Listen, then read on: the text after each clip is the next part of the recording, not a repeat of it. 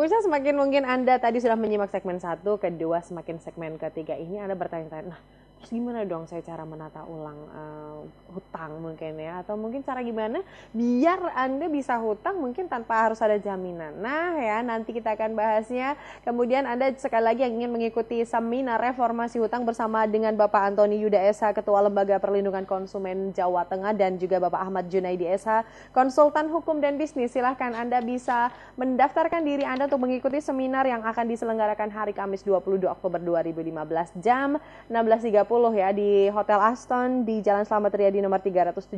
Kemudian tiket seminar hanya Rp100.000 saja untuk 50 pembeli pertama ya. Caranya Anda mendaftarkan diri untuk seminar, ketik nama spasi RH spasi THTV, kirimkan ke 0856 4242 7777.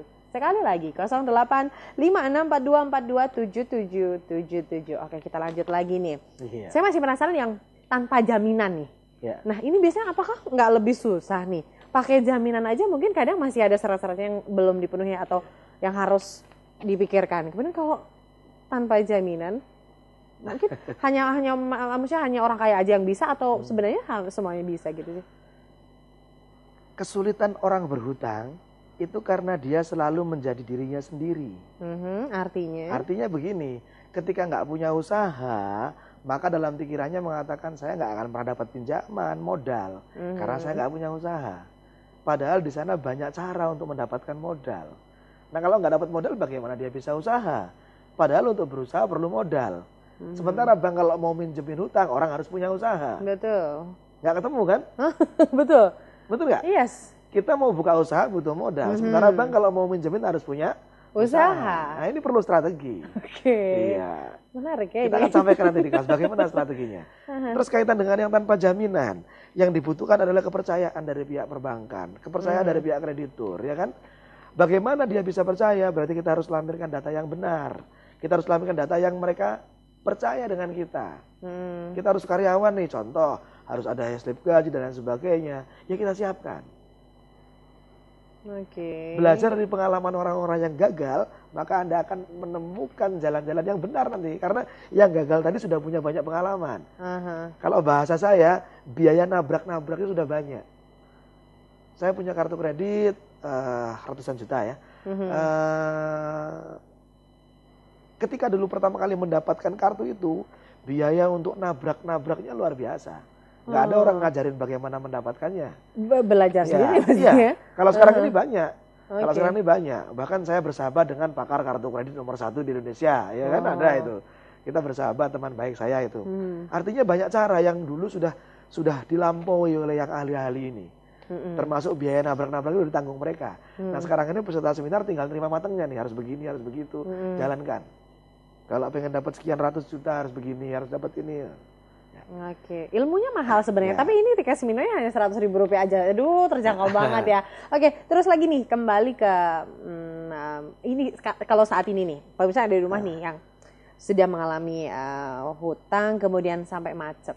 Nah, ini besok juga ada ilmunya juga pastinya ya. Ya, seperti yang saya katakan tadi, Mbak. Yang pertama kita harus menata mental dulu dalam menghadapi hutang.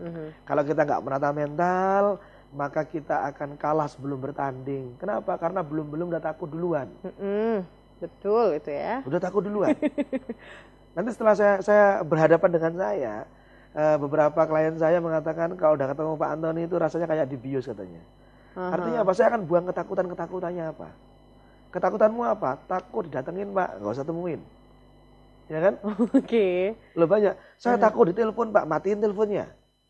Kalau udah macet loh ya. Saya takut nanti orang tua saya begini Pak, kasih tahu orang tua kamu harus begini. Saya takut motor saya diambil Pak, amankan.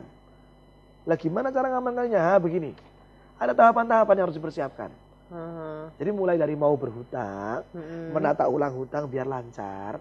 Kalau toh sampai mengalami penurunan kemampuan bayar, kita nggak tahu musibah ya. Tuhan kalau mau ngasih hukuman sama kita, ngasih musibah sama kita kan nggak ngomong-ngomong juga.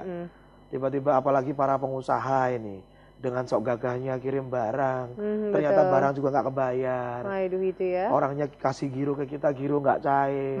Banyak hal-hal yang bisa membuat hutang kita bermasalah gara-gara bisnis kita yang bermasalah. Dan ternyata banyak juga solusinya nih ya. Nggak ada yang tidak ada solusinya, semua ada solusinya. Asal mau belajar, tahu jalannya, lakukan. Oke, pakar sekali ini. Dan setelah itu harus utang dengan cerdas, jangan lupa. Kalau Oke. utangnya nggak cerdas percuma. Oke, berarti ketika nanti pemirsa dari rumah ikut seminar nih, di situ berapa lama seminarnya sih sebenarnya? Kemudian ada sesi-sesinya, maksudnya nanti akan dijelaskan nih tentang cara untuk mungkin KPR dan sebagainya, atau langsung berapa lama langsung dijelasin atau gimana? Seminar kami sekitar 3-4 jam, tapi paling ya break untuk istirahat sholat kan. Nanti pemirsa peserta akan datang dari mulai awal sampai dengan pulang, saya yakin akan bermanfaat. Karena ketika mindset tentang hutang sudah dibuka, maka banyak sekali pola pikir yang berubah. Termasuk mereka bisa menemukan sendiri polanya nanti. Oh gitu ya? Ternyata saya salahnya begini. Apalagi yang sudah pernah hutang, pasti mereka akan tersadar. Oh gini. Apalagi bagi mereka yang sekarang ini sedang bertahan nih. Dalam keadaan macet gak mau bayar tapi bertahan terus. Pinjem dana IMF ya kan. Entah gimana caranya gitu ya. Tahu IMF ya? Istri, mertua, family Oke, gitu kan. pinjem bayar. istri, mertua, family. Oke. Kita akan tunjukkan kesalahannya di mana, yang benar bagaimana nanti. Bahaya loh. Kalau nggak ngerti tentang ilmu. Iya, bahaya banget kayaknya ya.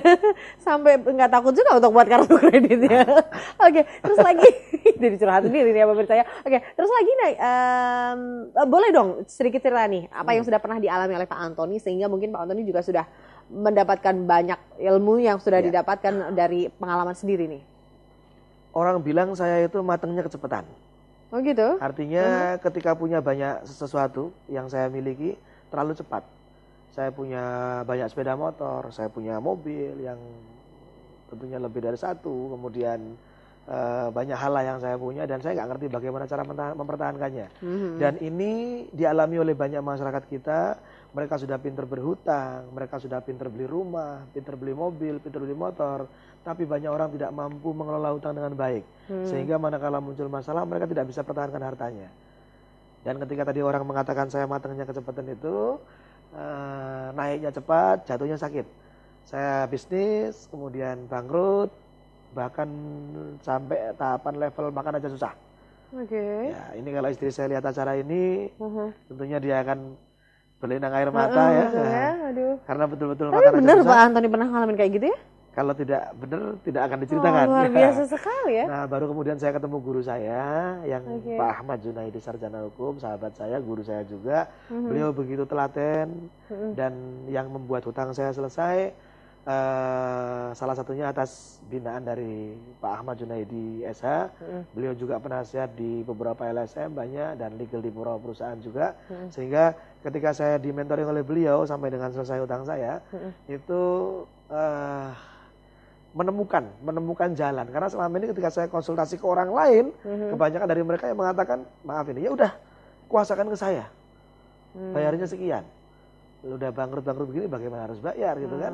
Keadaannya berbeda. Nah, kemudian setelah saya belajar, makanya kemudian di seminar ini kita akan sampaikan kepada masyarakat yang setelah ikut seminar pun dia nanti akan ngerti bagaimana harus berbuat. Karena akan saya ceritakan pengalaman-pengalaman saya secara singkat di situ, kemudian nanti saya akan berikan beberapa contoh yang sesuai dengan keadaan masyarakat saat ini. Kesalahan-kesalahan apa yang sudah dilakukan. Apa yang harus dilakukan ketika nanti harus memperbaiki kesalahannya. Kalau udah macet harus berbuat apa. Kalau mau macet harus bagaimana. Kalau mulai ngutang harus bagaimana. Dan ini penting bagi corporate, bagi pribadi, pengusaha-pengusaha kecil menengah, penting. Oke, kemudian pertanyaannya adalah ketika mungkin pemirsa sudah ikut seminar, ilmunya 4 jam sudah komplit. Ketika seminar kan masih fresh gitu ya, maksudnya mindset, ilmu dan sebagainya masih fresh gitu. Tapi ketika mungkin sudah selesai seminar, apa yang harus dilakukan oleh peserta agar mungkin dari ilmu itu bisa benar-benar diterapkan dengan bagus nih Besok kita sampaikan di sana. Gitu. Iya. Jadi disampaikan malam hari ini ya. Kita akan sampaikan. Karena perlu pemahaman, perlu bertatap muka. Saya perlu nanti menanyakan, kalau toh nanti saya akan tanya mereka akan menjawab. Kalau yang benar-benar berani, biasanya dia akan mengungkapkan problematikanya. Karena urusan hutang itu urusan yang sangat rahasia menurut mereka. Padahal menurut saya salah ketika hutang itu rahasia. Anda harus berani ngomong. Karena kalau Anda nggak ngomong, nggak ada orang lain bisa bantu. Yes.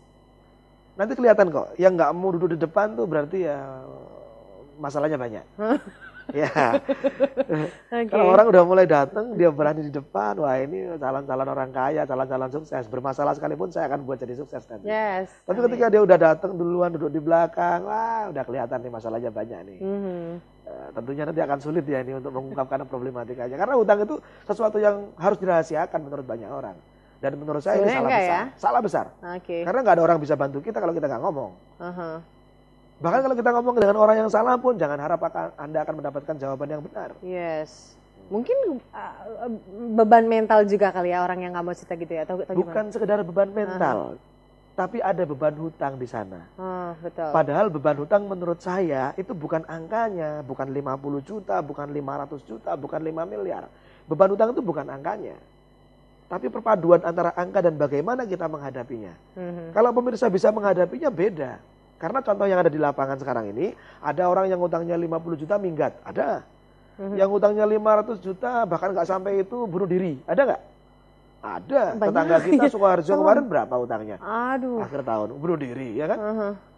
Pekalongan kemarin bunuh diri berjamaah juga gara-gara hutang. Toko di Semarang juga ada yang harus bunuh diri gara-gara urusan yang kayak gini. Itu menunjukkan bahwa beban hutangnya besar. Padahal beban hutang itu bukan angkanya. Kenapa saya katakan seperti itu? Karena tadi saya katakan ada yang hutangnya 50 juta minggat, 500 juta bunuh diri. Tapi ada orang yang hutangnya 5 miliar pun ketawanya masih gurih. Ngomongnya masih renyah. Kenapa? Karena dia ngerti bagaimana menghadapinya. Dan pastinya karena dia juga ngikutin seminarnya. Ya, setuju nggak? Lebih bagus begitu. Iya, mungkin. Ya pemirsa tuh ya, Anda juga semakin, karena besok pastinya saya yakin banyak yang akan bercucuran air mata juga besok ketika Anda banyak yang ikut seminar mengungkapkan keluh kesah Anda. Tapi yang penting Anda setelah seminar mendapatkan solusinya. Bagaimana sih Anda bisa mereformasi hutang Anda? Nah ya, silakan Anda bisa datang di acara seminar reformasi hutang hari Kamis 22 Oktober 2015 jam 16.30 di Hotel Aston Jalan Slamet Riyadi nomor 374. Tiketnya Rp100.000 saja ya untuk 50 pembeli pertama. Cara mendaftarnya ketik nama spasi RH, spasi TA TV, kirimkan ke 0856 4242 7777. Sekali lagi silakan dicatat 0856 4242 7777. Dan mungkin Anda bertanya dalam pikiran Anda, karena nanti masih ada satu segmen. Apakah bisa nggak sih sebenarnya hutang menjadi aset? Nah ya, nanti kan jawabannya di Dialog Bisnis. Anda jangan kemana-mana.